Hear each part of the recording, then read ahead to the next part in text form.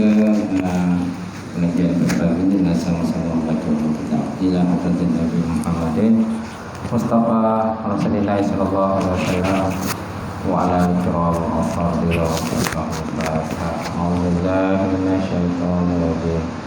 Bismillahirrahmanirrahim.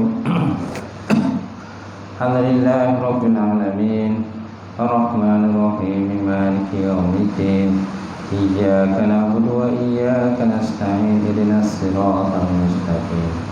Siratal ladzina an'amta 'alaihim ghairil maghdubi 'alaihim waladdallin. Amin.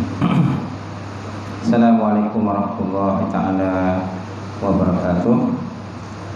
Alhamdulillahilladzi nahmaduhu wa nasta'in wa nastahdi wa na'udzu billahi min syururi anfusina wa min sayyiati a'malina. May yahdihillahu fala mudilla lahu wa may yudlil fala hadiya lahu. Asyhadu an la ilaha illallah wahdahu la syarika lahu wa asyhadu anna Muhammadan 'abduhu wa rasuluh. Allahumma shalli wa sallim ala Sayyidina wa nabiyina wa habibina wa syafiina wa zuhrina wa maulana Muhammad imamil muttaqin wa khadaja'an fahidin wa ala alihi wa sahbihi ajma'in. Amma ba'd. Fa inna asraqal hadis kitabullah wa khairal hadi hadi Muhammad sallallahu alaihi wasallam wa syarrul umuri muhdatsatuha wa kullu muhdatsatin bid'ah wa kullu bid'atin dalalah wa kullu dalalatin bid'ah. Allah Subhanahu wa ta'ala di kitabil azim wa na'udzu billahi minasyaitonir rajim. Bismillahirrahmanirrahim. Wal 'asri innal insana lafi khusr illa alladziina amanu wa 'amilus solihati wa tawassaw bil haqqi wa tawassaw bis sabr. Maksudnya demi masa sesungguhnya manusia itu semuanya berada di dalam kerugian kecuali orang-orang yang beriman mengerjakan amalan soleh serta bersama dengan kebenaran, bersama dengan kesabaran. Awatu ta'allum wa ta'lim wa tazakkur wa tazkir wa nafa' wa intifa' wa ifadah wa istifadah ala tamassuki bi kitabillah wa sunnati rasulih wa du'a ila al-huda wa dalalata al-khairi ibtigha'a mardatihi wa qurbihi wa sawabihi subhanahu wa ta'ala. InsyaAllah Bismillahirrahmanirrahim. Imam kita pada pagi ini, kemudian sembilan tampilan seluruhnya pengurusi surau, seluruhnya pengurusi taman penada pada pagi ini, seluruhnya sidang jemaah muslimin yang saya hormati sekalian. Alhamdulillah, kita panjatkan puji dan syukur kepada Ta'ala dapat bersama pada pagi ini untuk kita masuk sesi kuliah subuh. Ya, sebelum ini kita tukar pada malam sebabkan oleh PKP. Yang ini dah ada kelonggaran, negeri tukar ke subuh semula. Kerana kelebihan subuh ni lebih berbanding dengan malam, insyaAllah. Jadi pada pagi ini kita lihat satu hadis Nabi SAW. Sebelum kita baca suatu agama tu, satu hadis daripada Jabir radhiyallahu ta'ala anhu. Jabir bin Abdullah radhiyallahu ta'ala anhuma. Katanya Rasulullah SAW telah bersabda, man utiya aqa'an fawajada falyajzi bih. Man utiya aqa'an fawajada falyajzi bih. Fa in lam yajid falyusni bih. Faman asqa bihi faqad syakara wa man katamahu faqad kafarahu. Faman katamahu faqad kafarahu. Maksudnya, sesiapa yang diberikan kurniaan dan dia mendapatinya, maka naklah dibalas dengan dia. Aman utiya ata'an, barang siapa diberi, akan dia satu pemberian ataupun kurniaan maka dia memperdapatinya, fawajadah falyajzi bih, maka naklah dibalas dengannya. Fa in lam yajid fayusni bih, dan jika dia tak dapat membalas, maka naklah dia memujinya. Faman asqa bihi faqad syakarahu, sesiapa yang memujinya maka dia termasuk yang mensyukurinya.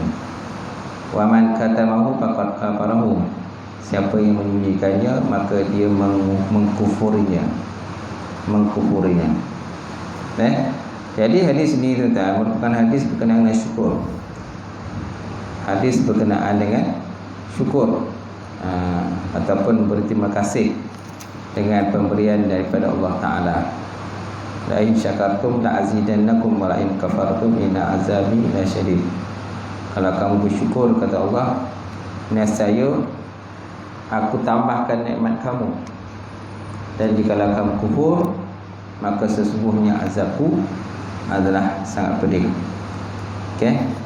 Jadi syukur ni ada beberapa pembahagian lah. Ada orang anggap syukur ni hanya mengucap dengan kata-kata saja. Ada orang menganggap syukur macam tu, cukup dengan mengucapkan kata-kata alhamdulillah maka syukur. Sebenarnya syukur ni dia lebih besar lagi dia punya skop dia. Dia ada syukur dengan lidah, ada syukur dengan anggota badan. Maksud syukur anggota badan ini ialah kita menggunakan segala anggota badan kita ke arah keredaan Allah Subhanahu wa ta'ala. Itu mana syukur tu. Rasulullah bersabda, orang yang dianggap paling bersyukur oleh kepada Allah ialah orang yang banyak berterima kasih kepada manusia. Orang yang dianggap paling bersyukur pada Allah, orang yang paling banyak berterima kasih kepada manusia. Mana segala pemberian manusia itu diucap terima kasih. Tapi bukan ucap terima kasih itu ada udang di sebalik mi, udang di sebalik batu. Tapi memang dia terima pemberian tadi, dia mengucapkan terima kasih kepada manusia tadi, sesuai dengan hadis Nabi sallallahu alaihi wasallam, man lam yashkurun nas lan yashkurullah. Kalau siapa tidak berterima kasih dengan pemberian manusia, maka dia tidak berterima kasih dengan pemberian Allah Subhanahu wa ta'ala. Baik. Ada satu hadis daripada Nu'man bin Bashir bercakap mengenai nikmat Allah berarti syukur, dan sesiapa yang meninggalkannya berarti kufur. Sesiapa yang tidak bersyukur sedikit, saya dia tak bersyukur dengan pemberian yang banyak. Sesiapa yang tidak bersyukur dengan manusia, maka dia tidak bersyukur kepada Allah Subhanahu wa ta'ala. Bersyukur ialah satu tindak balas yang baik, sama ada melalui perkataan ataupun perbuatan, terhadap kebaikan yang diterima oleh seseorang. Sesuatu kebaikan sering dibalas dengan perkataan baik, ya indah dan luhur, serta perbuatan yang menggambarkan pemberian itu diterima dengan penuh perhargaan dan berterima kasih. Biasanya kata-kata pujian dan sanjungan diluahkan oleh penerima kepada orang yang diberi. Itulah. Maknanya bila kita menerima sesuatu pemberian tu, walaupun sikit, alhamdulillah, terima kasihlah. Kalau ada lebih lagi, bagilah lagi kan. Kalau ada lebih, kalau tak ada lebih, nak wajah tu aja yang ada. Kita syukurlah kepada Allah Subhanahu wa ta'ala. Jadi syukur tidak memadai dengan membaca atau mengucapkan syukurullah ataupun alhamdulillah. Kan? Kerana arti syukur ini dia ruangnya luas, sama ada dengan lisan, dengan hati dan anggota badan. Bil qalbi dengan hati, au bil lisan, kan, au al jawarih dengan segala anggota badan gitu. Tapi yang lebih luas anggota badan lah. Mana segala nikmat yang kita bagi itu kita gunakan keredaan Allah Ta'ala.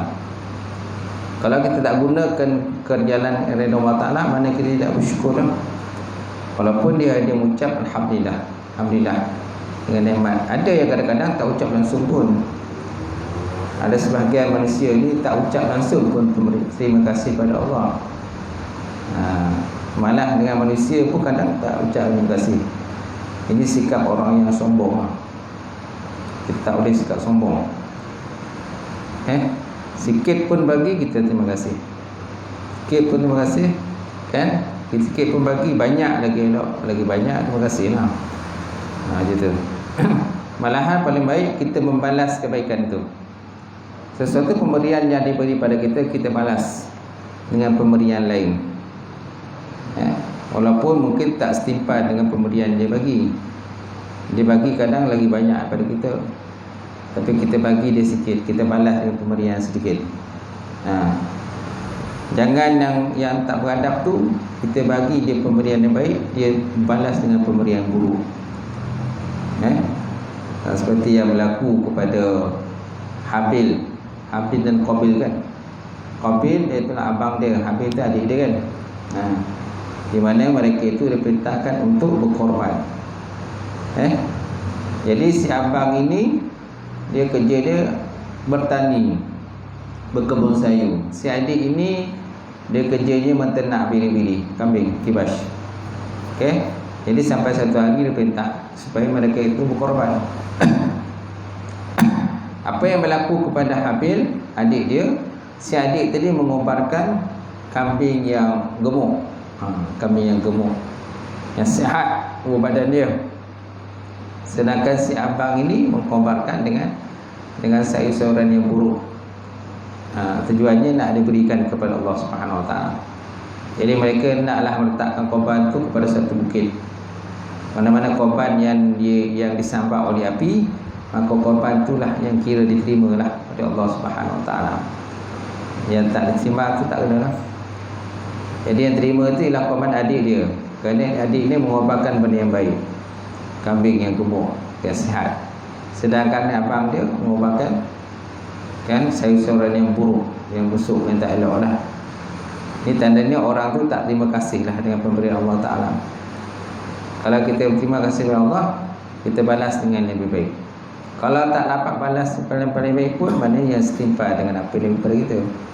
Macam tu. Kalau tak, kurang sikit tak apa kan. Jadi kita membalaslah kebaikan itu. Kalau kita tak mampu nak balas, ucaplah terima kasih ataupun pujian kepada Allah Ta'ala.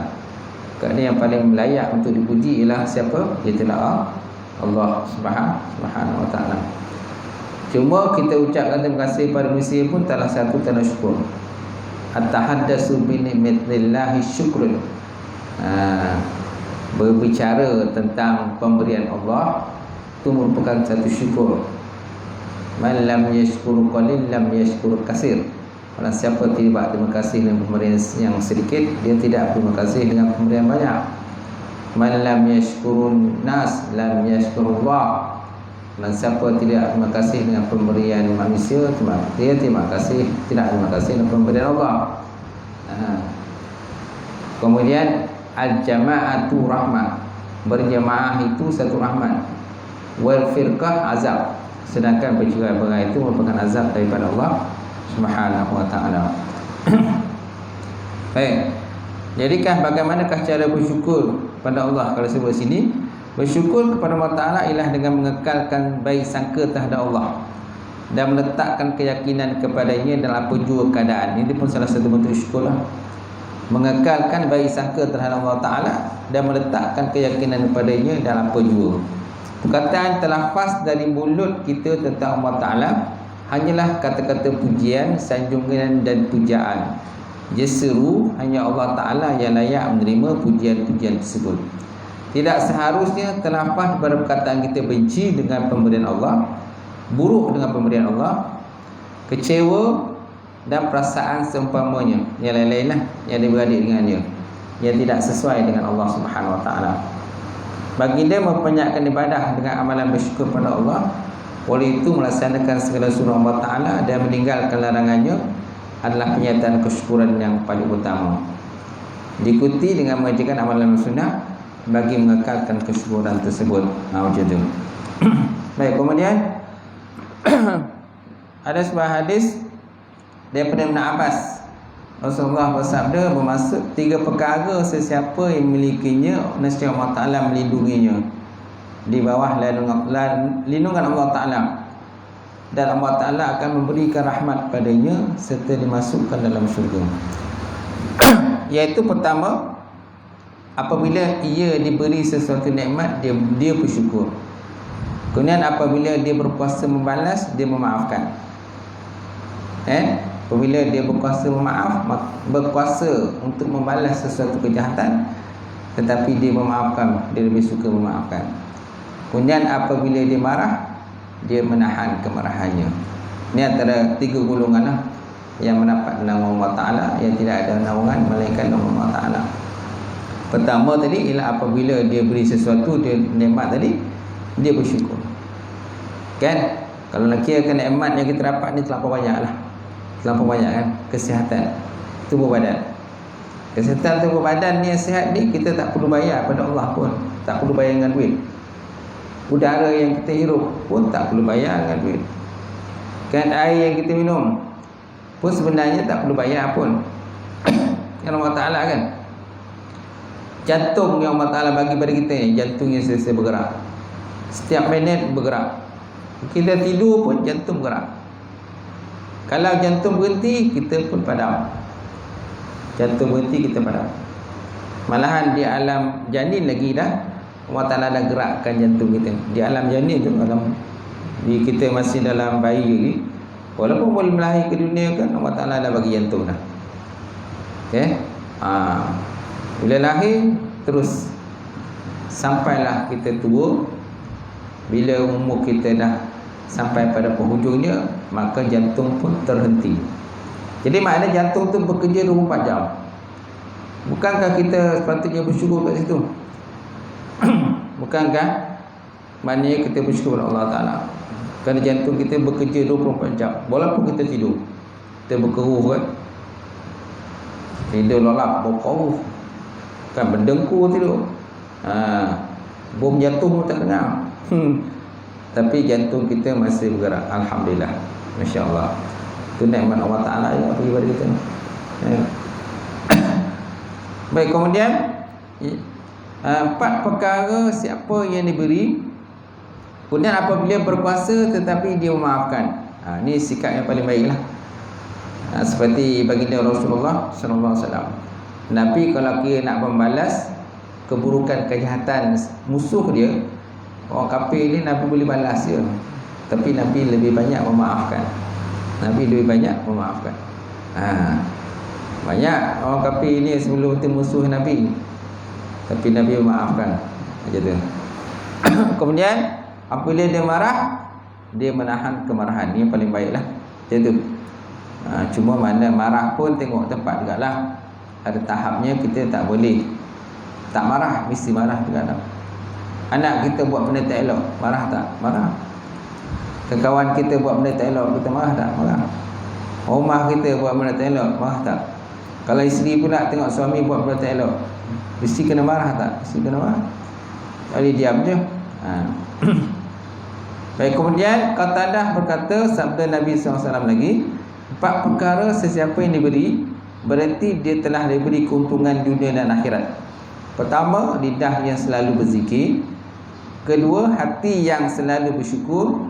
Ketiga, badan yang selalu sabar. Dan yang keempat, isteri mukminah yang solehah. Isteri mukminah yang solehah.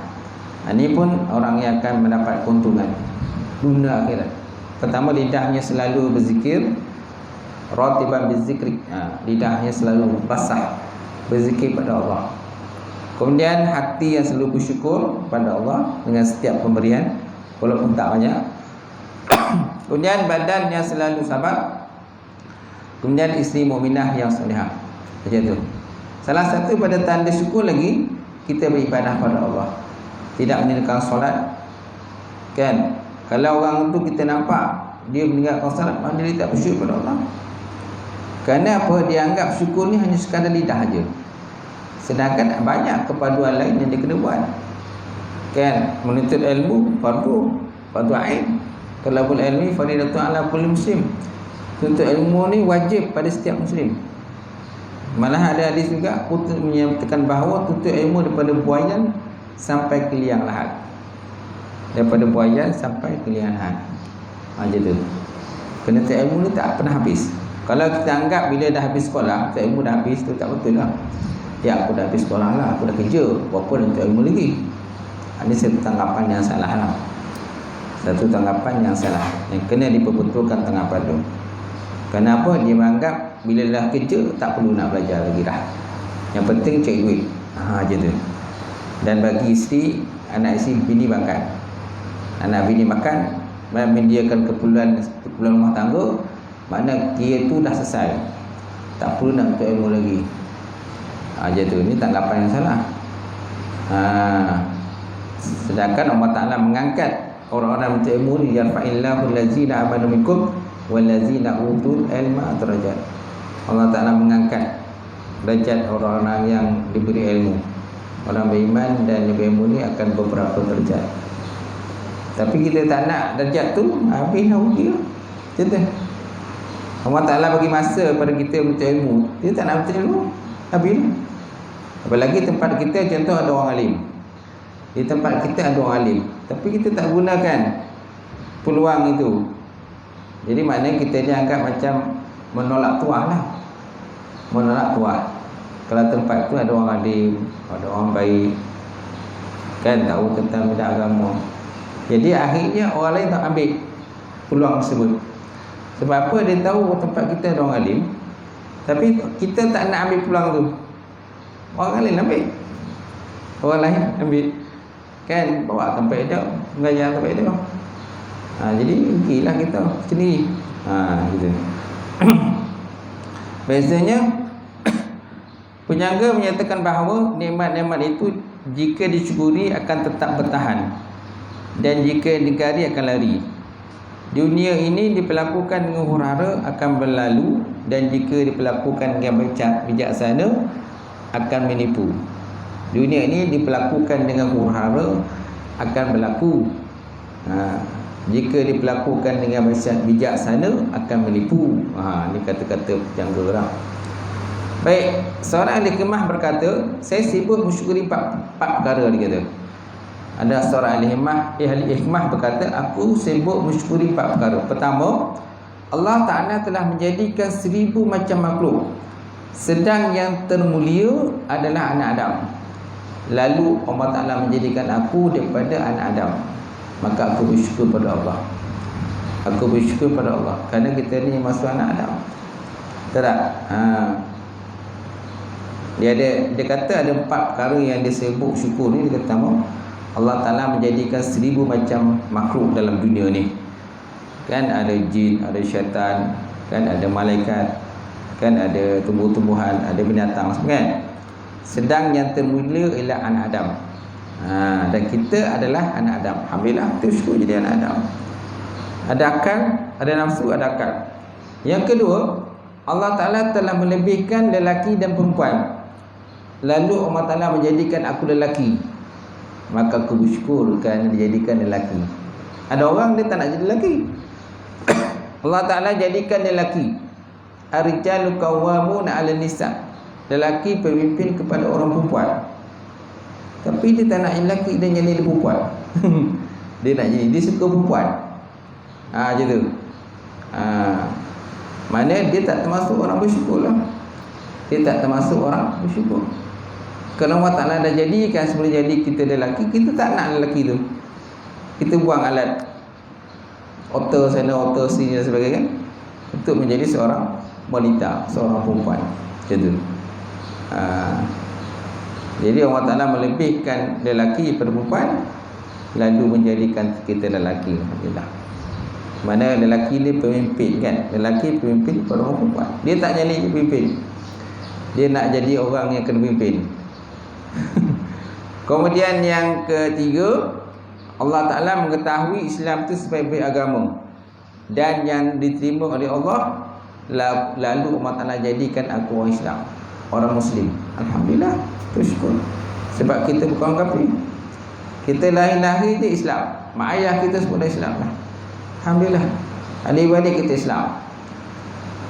Kita tak dilahirkan keadaan tidak beriman, mana non-Muslim. Sebab non-Muslim, Islam pun banyak dia punya cabaran-cabaran dia, dan kita tak hadapi cabaran tu. Kita tengok orang non-Muslim masuk Islam, banyak dia punya cabaran dia, kan.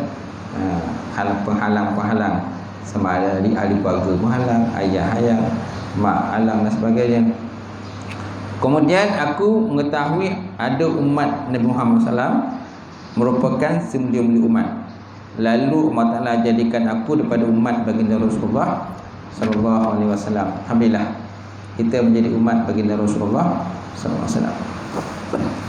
Ada sedikit kisah, kan. Al-Qahir salah seorang khalifah Bani Abbasiyah. Dia pernah berkata, saya menyimpan bekalan untuk 1 tahun dan memelihara harta untuk hari-hari susah. Aku pelihara harta ni, simpan harta sebab besok aku nanti susah suatu hari nanti. Maka dia pun tuan-tuan, Al-Qahi ni, dia buat satu lubang di bawah tanah dan mengisi dalam lubang itu emas dan juga perak dengan jumlah yang banyak. Sementara masa tu pula dia tak percaya pada Allah. Dia khalifah tapi dia tak percaya pada Allah. Masya Allah. Lalu dia berkata kepada anak-anaknya, wahai anak-anakku, kalian jangan takut miskin. Aku sudah memenuhi lubang ini dengan harta yang banyak. Aku dah masukkan, dia buat satu lubang bawah tanah, aku dah letak segala harta benda kemewahan kat situ dah. Kalau sekiranya dibahagikan kepada penduduk Baghdad, maka setiap penduduk akan menjadi pedagang, dia kata, kerana harta dia sangat banyak. Lalu apa yang Allah Ta'ala berikan kepada dia, tak kala dia menyimpang dan tidak mematuhi perintah Allah Ta'ala, akhirnya dia dipecat daripada jawatan khalifah. Satu hari tuan-tuan, dia dipecat daripada jawatan khalifah. Dia ingat dengan jawatan tu dia boleh kekal. Nampak? Akhirnya Allah Ta'ala takdirkan dia dipecat. Kedua matanya dicungkil. Masya Allah. Kedua mata dicungkil. Semua harta kekayaannya disita dan diberikan pada khalifah yang sesudah dia. Masya Allah. Hasil daripada dia tak bersyukur dengan perintah Allah Ta'ala. Dia tak percaya pada Allah.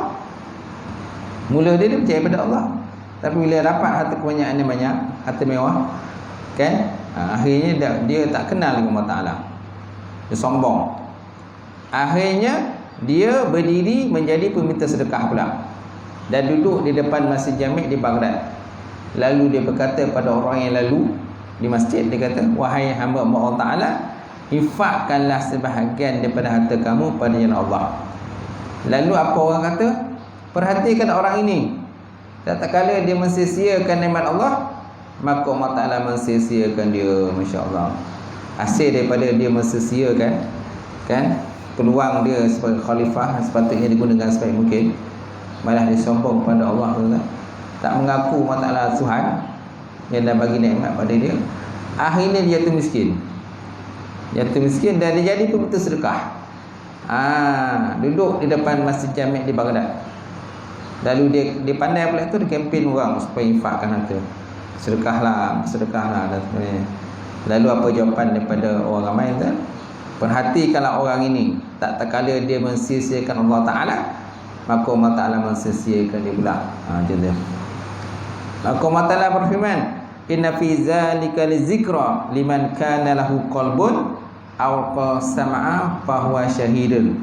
Sesungguhnya pada yang demikian itu benar-benar terdapat peringatan bagi orang yang mempunyai hati atau menggunakan pendengarannya sedangkan dia menyaksikan.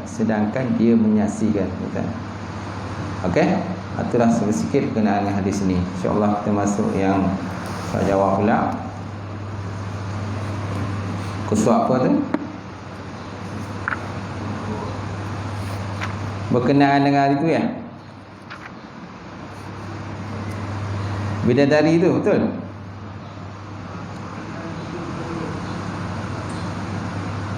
$32 tak pilih kan? Okey, insyaAllah. Itu bincang berkenaan dengan tajuk hari itulah. Kenapa umat Islam sering diberi motivasi dan berita gembira dengan sesuatu benda di syurga yang benda itu diharamkan di dunia. Contohnya hubungan antara lelaki dengan wanita di luar nikah tanpa perkahwinan adalah haram. Apabila seorang Muslim menjauhi perkara itu di dunia, maka dia akan dibalas dengan diberikan bidadari di akhirat ataupun di syurga. Bukankah hal ini aneh? Nampak tak? Sebenarnya benda tak aneh pun. Benda itu tak aneh. Allah Ta'ala sebut dalam Quran, ayat 52 bawah tu kan, surat 52 kan, dia sebut hal jazaul ihsan illa ihsan. Bukankah tidak ada balasan bagi amal yang baik melainkan balasan yang baik. Nampak? Jadi hasil daripada kita menahan diri waktu dunia, kita menahan diri daripada buat benda tak elok, paling besar adalah contoh berzina kan. Antara yang benda besar lah berzina. Mana diri pandangan mata kita daripada melihat perempuan yang bukan halal pada kita kan. Maknanya pandangan bernafsu. Maksudnya pandangan bernafsu. Dia pandangan ada dua. Satu pandangan bernafsu, satu pandangan tak bernafsu. Kalau pandangan tak bernafsu tu kita pandang dia pun tak ada benda. Kita borak dengan dia pun tak ada perasaan apa-apa. Itu pandangan tak bernafsu. Pandangan bernafsu ni bila pandang tu timbulkan nafsu, keinginan pada dia kan. Itu pandangan bernafsu. Okey. Jadi maknanya maksud dengan menahan pandangan ni ialah pandangan bernafsu lah. Melihat wanita-wanita yang cantik rupawan kan, menimbulkan perasaan keinginan pada dia. Jadi kita menghindarkan diri kita daripada benda yang tak elok tadi, maka Allah Ta'ala ganti dengan yang lebih baik. Akhirat itulah bidadari. Bidadari di akhirat. Kan? Dan di akhirat besok, setiap lelaki mendapat 2 orang isteri. Setiap lelaki ahli syurga mendapat 2 orang isteri. Jadi jangan takutlah kalau di dunia ni seorang isteri. Macam tu. Okay? Mendapat 2 itu isteri. Belum bidadari lagi. Bidadari tahu banyak pula kan. Itu isteri saja ada 2. Macam tu. Jadi sesuai dengan Allah Ta'ala sebut, hal jazal ihsan illa ihsan. Dia ada pembalasan, dia tidak ada balasan yang baik melainkan dengan yang baik jugalah Allah Ta'ala gantikan. Baik, kemudian jika ditanya tentang sebab-sebab pengharaman zina, kenapa diharamkan zina ataupun benda-benda lain, arak, judi dan sebagainya, kenapa diharamkan? Maka berikut ada beberapa perkara. Pertama, tak penting bagi kita mengetahui sebab pengharaman, dia kata. Yang Qaswat 62 atas kan. Pertama, tak penting bagi kita sebab ada beberapa sebab yang kadang-kala kita tak tahu sebab dia. Yang penting kita patuh je. Benda Allah Ta'ala kata dah haram, haram. Jangan fikir-fikir banyak sangat. Kalau arak tu haram, haram. Judi haram, haram. Innamal khamru wal maisir wal ansab rijsum min amali syaitan. Arak, judi, tenun nasib semua benda haram. Jangan kita berfikir kenapa haram? Kenapa haram? Allah Ta'ala dah kata haram, sami'na wa ta'na, kami dengar, kami taat lah. Apa nak fikir lagi? Okey. Itu yang pertama. Yang kedua pula dia kata kenapa haram? Sebab apa? Kerana dia punya implikasi dia. Apa implikasi zina? Kesan buruk zina. Apa kesan buruk daripada judi? Apa kesan buruk daripada arak? Semua ada kesan buruk. Jadi kita tinggal pada sudut itulah. Mana kesan buruk daripada setiap benda haram tu. Itu nombor 2 kan, kita dah bincang itu. Kemudian nombor 3 pula. Nombor 3, sesungguhnya Allah Ta'ala yang mensyariatkan bagi lelaki di dunia agar tidak mempunyai lebih daripada 4 isteri dalam satu waktu. Dia pula lah yang memberi nikmat kepada penghuni syurga dengan bidadari yang diinginkannya. Maka tidak ada pertentangan antara pengharaman di dunia dengan pahala akhirat, kerana hukum kedua-duanya itu berbeza mengikut apa yang dikenaki Allah Ta'ala. Tidak dilakukan lagi bahawa akhirat lebih baik, lebih utama dan lebih kekal daripada dunia. Nampak tak? Jadi Allah Ta'ala menyediakan bidadari untuk orang-orang yang ahli syurga ni kan. Kenapa? Kerana nak balas balasan baik, kerana orang itu, lelaki dulu dia menahan diri dia daripada buat benda tak elok kan, menahan diri daripada berzina kan. Jadi Allah Ta'ala ganti dengan bidadari. Dan bidadari ni kan, dia hanya ada hubungan dengan suami dia saja, tak ada hubungan dengan orang lain. Tak ada hubungan dengan orang lain. Kalau dalam dunia ni perempuan kalau berzina, tengoklah berapa orang dia tidur satu hari kan, bebas kan, tidur dengan mana-mana lelaki lah. Itu namanya perempuan sundal kan, istilah kita, perempuan pelacur atau perempuan sundal. Jadi baik, Allah Ta'ala berfirman dalam Al-Quran, zinnal nasi hubus syahawati minan nisa wal banin wal qanatir muqantarah minaz zahab wal fiddah wal khayl musawwamah wal an'am wal has zalika matalul hayatid dunya wallahu indahu husnul ma'ab. Dihiaskan dijadikan indah kepada manusia kesukaan kepada benda-benda yang diingin nafsu, iaitu perempuan-perempuan dan kanak-kanak, harta benda yang banyak bertimbun-timbun daripada emas dan perak, kuda peliharaan yang bertanda lagi terlatih, binatang-binatang ternakan serta kebun-kebun tanaman, semuanya adalah kesenangan hidup di dunia. Baik. Kemudian apa tersebut dia kata, qul unabbiukum bi khairin min zalikum lillazina taqaw inda rabbihim jannatun tajri min tahtiha al-anhar khalidina fiha wa azwajun mutahharah wa ridwanun minallah wallahu basirun bil ibad. Qul, kata oleh Muhammad, unabbiukum bi khairin, tak aku khabarkan pada kamu benda yang lebih baik pada itu lagi daripada yang atas tadi. Lillazina taqaw inda rabbihim jannatun tajri, bagi orang-orang yang bertakwa pada Allah Taala sediakan baginya syurga yang mengalir di bawahnya sungai-sungai, kekal mereka dalamnya. Wa azwajum mutahharah, kemudian isi-isilah pasangan-pasangan yang suci, yang bersih. Wa ridwan minallah, keredaan Allah Taala. Wallahu basirun bil ibad, Allah Taala itu Maha melihat dan dengan apa yang hamba kerjakan.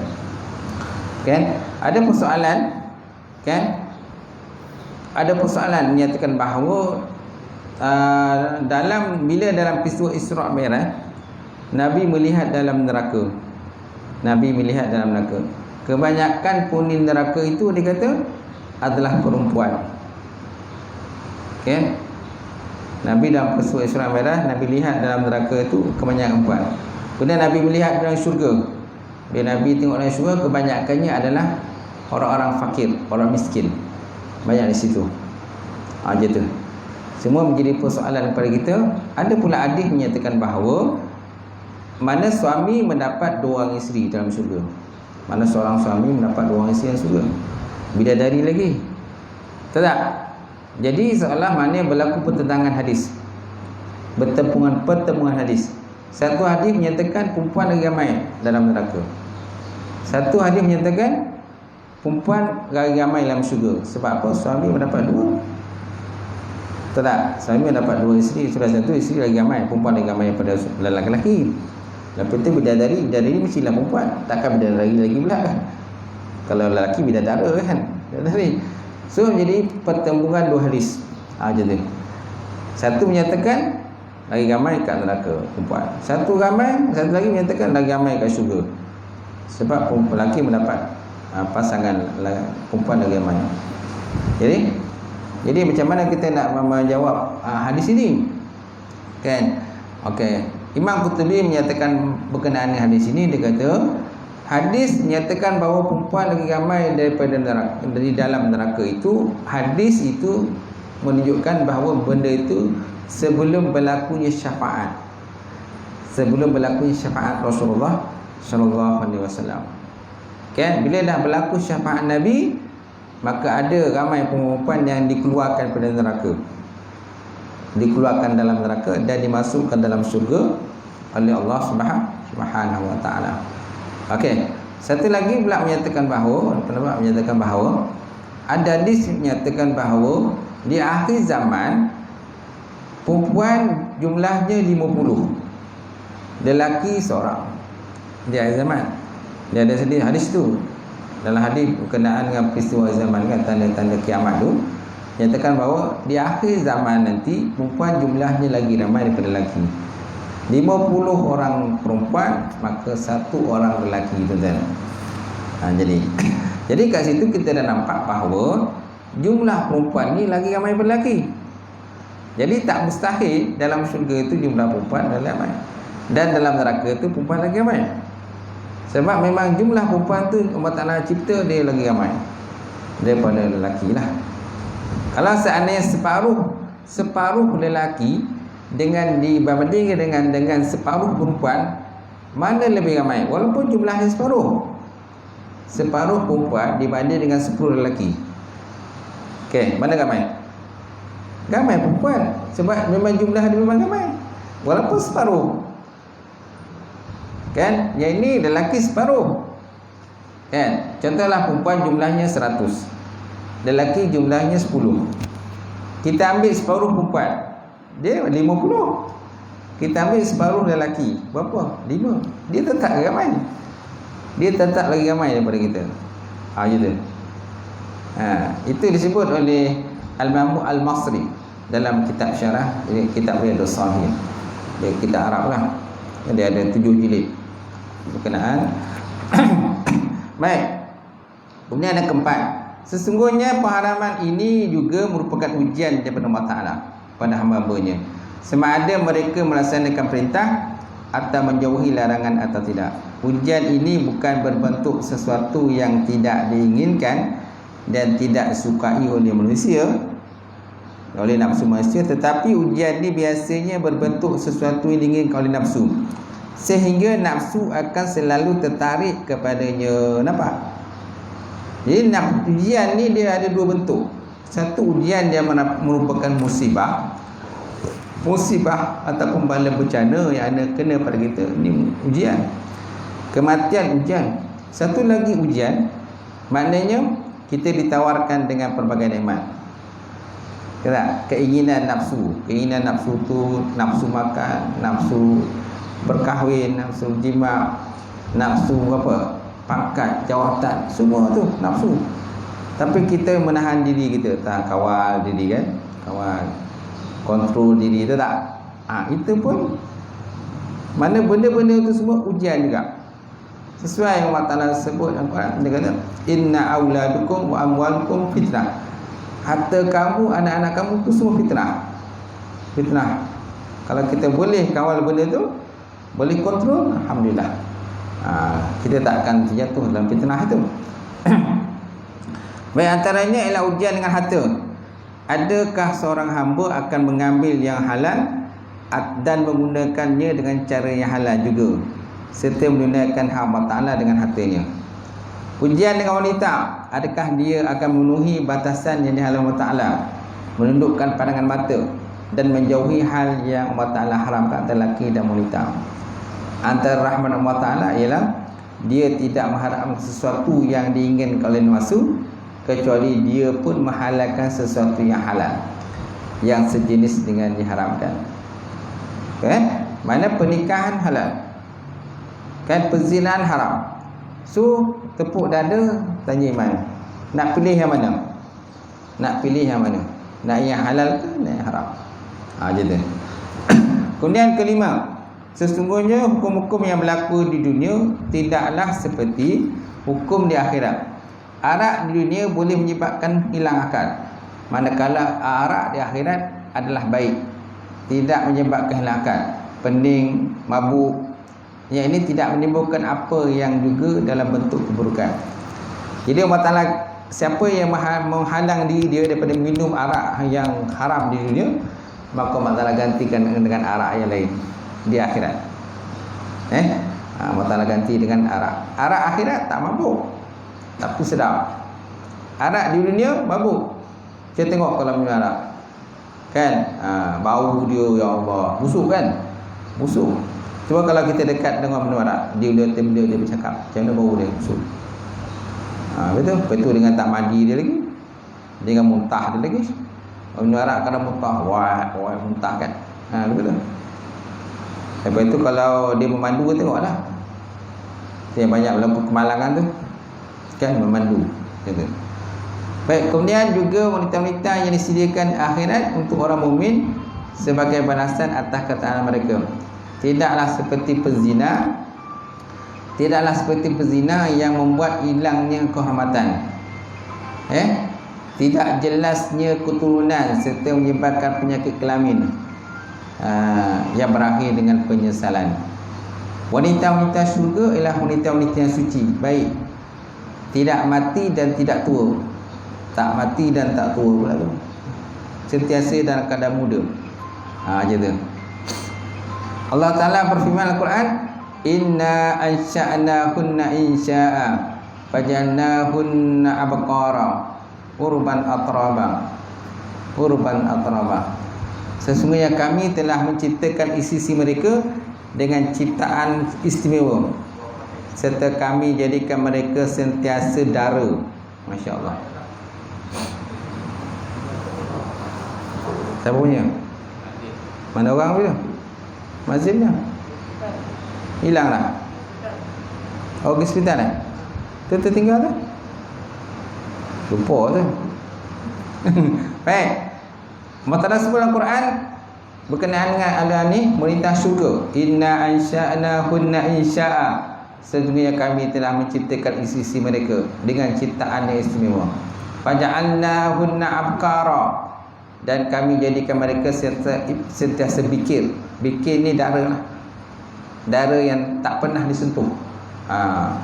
Kemudian urban atraba, yang tetap mencintai jodohnya serta yang sebaya dengan umur dia. Okay? Dan wanita syurga khas untuk suami dia saja. Dia tak ada kan melakukan hubungan dengan lelaki. Kan? Walaupun dia penghuni syurga kan. Walaupun ramai penghuni syurga ramai lelaki kan. Tapi perempuan itu memang dia khas untuk suami dia je. Dia takkan tidur dengan lelaki lain. Bukan macam di dunia. Bukan macam di dunia. Kemudian kita memohon kepada Allah Ta'ala semoga dia merezekikan kita kebaikan di dunia dan akhirat dan mengurniakan ketaatan pada kita dalam melaksanakan perintahnya dan yakin terhadap pahalanya agar kita mendapat keamanan daripada siksa Allah Ta'ala di akhirat besok. Na'udzubillah min zalik. Itu sahaja. Sekian perbincangan kita. Saya buka soalan. Kalau ada soalan sampai situ tu ada. Ya.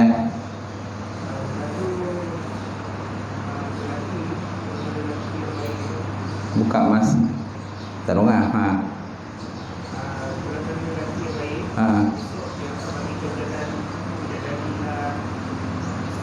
Okey.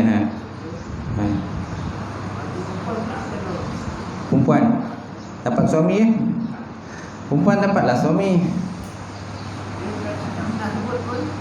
Mana? Memanglah tak nak sebut. Kan? Tapi takkanlah perempuan tu tak ada jodoh dia.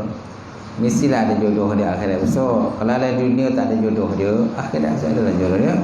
Sama ada dijodohkan dengan suami di balik, suami di dunia, ataupun dengan dijodohkan dengan lelaki-lelaki yang lain, yang tidak pernah berkahwin di dunia. Ada juga lelaki-lelaki yang baik di dunia tapi tak pernah kahwin. Tapi akhirnya besok siapa jodoh dia? Tentulah dengan wanita-wanita di syurga juga. Maknanya mana wanita-wanita pun ada juga jodoh dia. Macam tu. Ada persoalan, ustaz, macam mana kalau perempuan tu banyak kali kahwin? Siapa suami besok? Banyak kali kahwin lah. Kan? Kahwin dengan lelaki pertama, lepas tu suami meninggal. Lepas tu kahwin pula lelaki kedua, meninggal dia suami. Malam tu yang nasib kan? Kan? Kahwin dengan lelaki ketiga, meninggal lagi suami. Kahwin lagi kompak, meninggal lagi suami kan? Ada juga kadang perempuan ramai banyak kali kahwin. Banyak kali kahwin akhir meninggal. Ataupun ada juga bercerai, cerai hidup ada. Cerai mati pun ada. Jadi siapakah suami dia? Maka Allah Ta'ala pilih yang paling bertakwa. Siapa suami yang paling bertakwa di dunia dahulu, itulah dia punya pasangan dia. Gitu. Semaknanya perempuan ada pasangan dia. Takkanlah tak ada pasangan kan? Takkan dia nak duduk seorang gitu kan? Menung dah dia esok, dia syurga esok, tak ada kawan ni. Macam tu. Allah Ta'ala akan jodohkan lah. Kan? Jodohkan lah dengan suami lelaki-lelaki yang tak pernah berkahwin kat dunia. Ada ramai tak nak kahwin kan? Mana meninggal, maknanya meninggal di usia muda ada juga. Ramai kan lelaki kan accident meninggal tak nampak sebab kahwin dah meninggal. Dia tu. Maka Allah Ta'ala adalah jodoh untuk dia perempuan tadi. Itulah. Allah alam. Boleh? Lain? Tak ada? Okey, alhamdulillah. A'udzubillahi minasyaitonir rajim. Bismillahirrahmanirrahim. Alhamdulillahirabbil alamin. Wassalatu wassalamu ala asyrafil mursalin wa ala alihi washabbihi ajmain. Allahumma zidna ilman nafi'an wa yaqinan shadiqan wa amalan mutaqabbalan rizqan halalan mubarakatan katsiran wa wasi'an ya fataya alim. نور لنا قلوبنا بنور معرفتك وافتح لنا كل عارفين اللهم احفظنا في الدين اللهم احفظنا في الدين اللهم اجعل هذا جمعا مرحوما وتفرقنا من بعد تفرقا معصوما ربنا افتح بيننا وبين قومنا بالحق وأنت الفاتحين ربنا آتنا في الدنيا حسنة وفي الآخرة حسنة وقنا عذاب النار سبحان ربك رب العزة عما يصفون والسلام على المرسلين قبل الله منكم.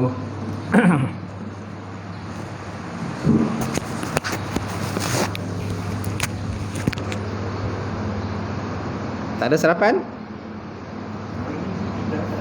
Cuti sarapan.